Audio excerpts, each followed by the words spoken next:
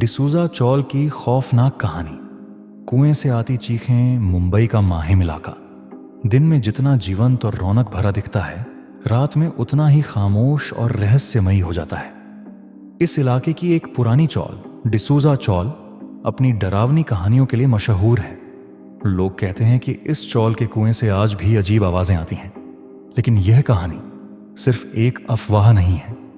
यह कहानी सच्चाई और डर के उस काले पन्ने से जुड़ी है जिसने कई लोगों की जिंदगी बदल दी। कहानी शुरू होती है करीब 50 साल पहले। डिसूजा चौल के बीचों बीच एक पुराना कुआं था जिसे चौल के सभी लोग इस्तेमाल करते थे। लेकिन उस कुएं के पानी में जैसे कुछ अजीब सी बात थी। लोग कहते थे कि वहां जाने पर ठंड लगती है, भले ही दिन के समय सूरज तेज हो। एक औरत जिसका नाम मार्था डिसूजा था, चौल की सबसे मेहनती औरतों में गिनी जाती थी। वह हर रात कुएं से पानी भरने जाया करती थी। लेकिन एक रात कुछ ऐसा हुआ जिसने पूरे माहिम को हिलाकर रख दिया।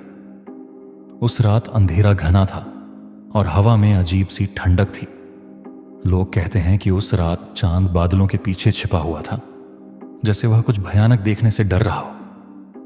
मार्था हमेशा की तरह अपने बड़े से बाल्टी लेकर कुएं पर गई। जैसे ही उसने पानी खींचने के लिए रस्सी डाली, उसने महसूस किया कि कुएं के अंदर से कोई उसे देख रहा है। पहले तो उसने इसे नजरअंदाज किया, लेकिन जैसे ही वह पानी खींचने लगी, उसे किसी के कराहने की आवाज सुनाई दी। उसने इधर उधर देखा, लेकिन कोई नहीं था। उसकी हिम्मत जवाब देने लगी, लेकिन उसने सोचा शायद उसका वहम हो।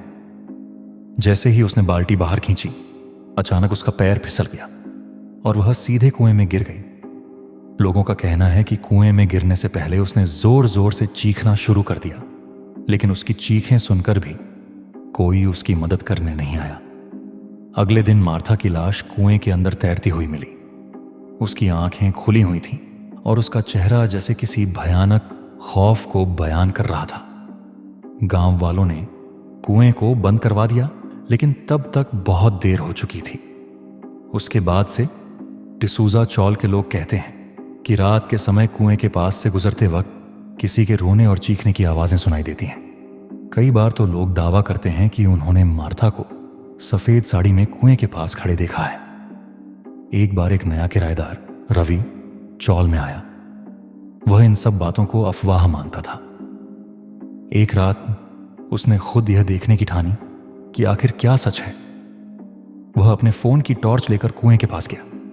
जैसे ही उसने कुएं में झांकने की कोशिश की, उसे लगा किसी ने उसे पीछे से धक्का दिया हो। वह लड़खड़ाकर गिर पड़ा।